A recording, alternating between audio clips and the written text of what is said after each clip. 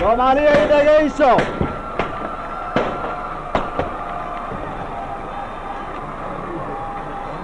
hala dhagaysto hadalka hala dhagaysto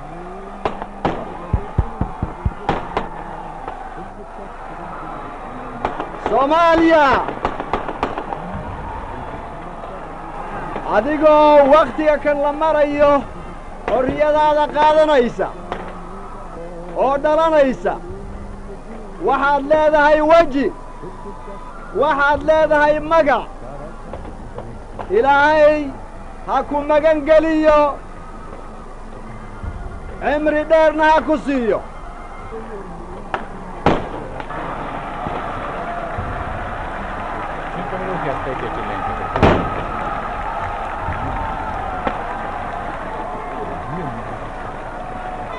Soomaaliya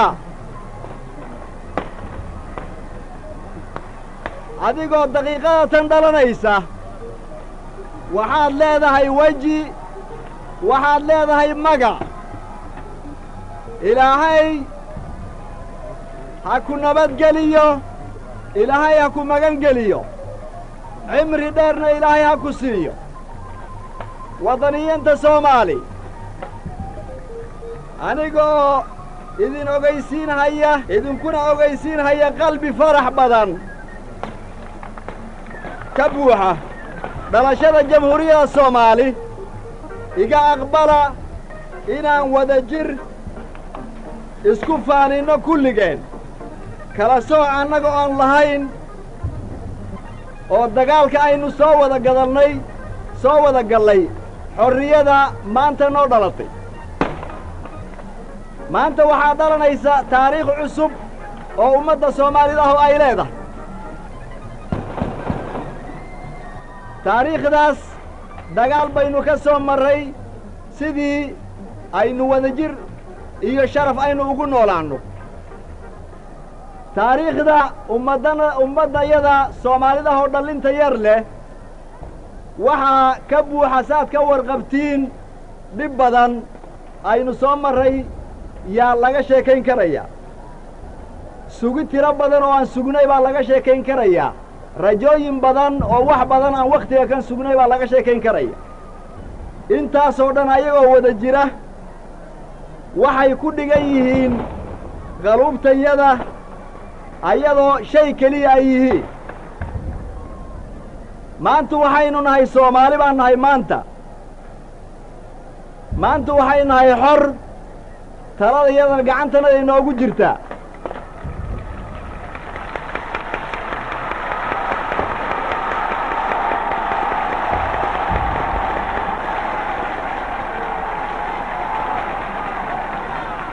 wakhtiga kan aan idinla hadlayo waxaad tihiin xor dawlad oo adinka gacantiinna ku jirtaad leedihiin waxaad leedihiin bandiirad yaad leedihiin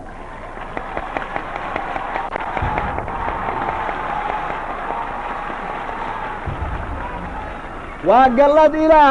gallad ilaahay waa inaynu adkaynaa oo aynu dhowrnaa adduunka si wanaagsan nagala jooga hadda oo ummad badanu ay nagala joogto marag ha ka ahaado rabiddayada aad aynu u doonayno aan u rabno inaynu jecel lahay shucuubka adduunka inaan xariir wanaagsan inaynu la lahaanno dhawaq noogu horreeya sidii carruur dhalatay waxaan maqashiinaynaa caalimka nabadgelyo ha heleen oo ilaahay ha siiyo intii lilaahi iyo nabad doonaysa nabad iyo wanaag kulli ah middaasu waa mid duco ah oo lilaahi naga ah soomaaliyey meel alla meel aad joogtiinba ila rayreeya oo ila farxa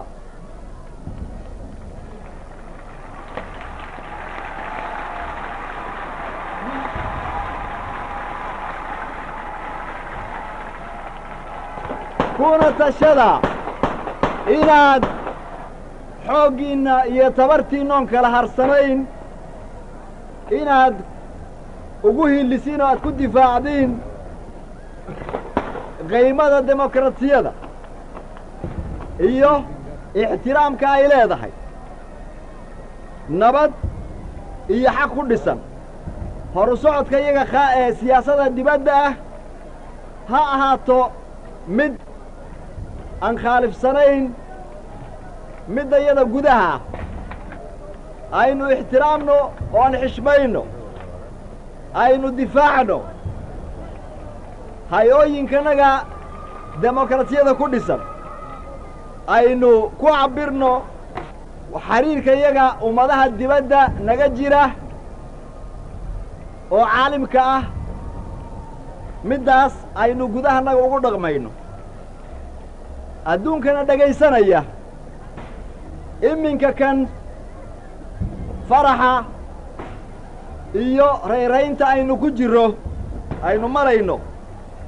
waxaynu leennahay oo aan qalbi wanaagsan ku leennahay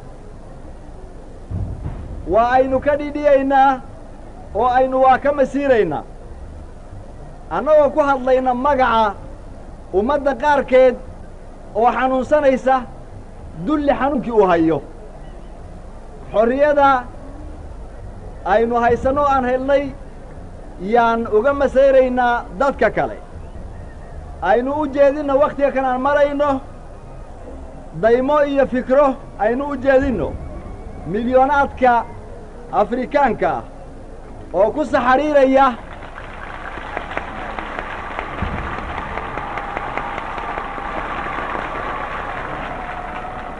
ku saxariiraya dulliga ajnebiga dulliga isticmaariga xaqdarradu ay haysato isgarasho waagana ay haysato waxaan u cusboonaynaynaa caalimka oo na dhegaysanaya habarwacid aynu u habarwacayno nabad iyo xaq inay helaan walaalahanaga isticmaalka ku jira ilaa wakhtiga kan oo la rafaadsanayo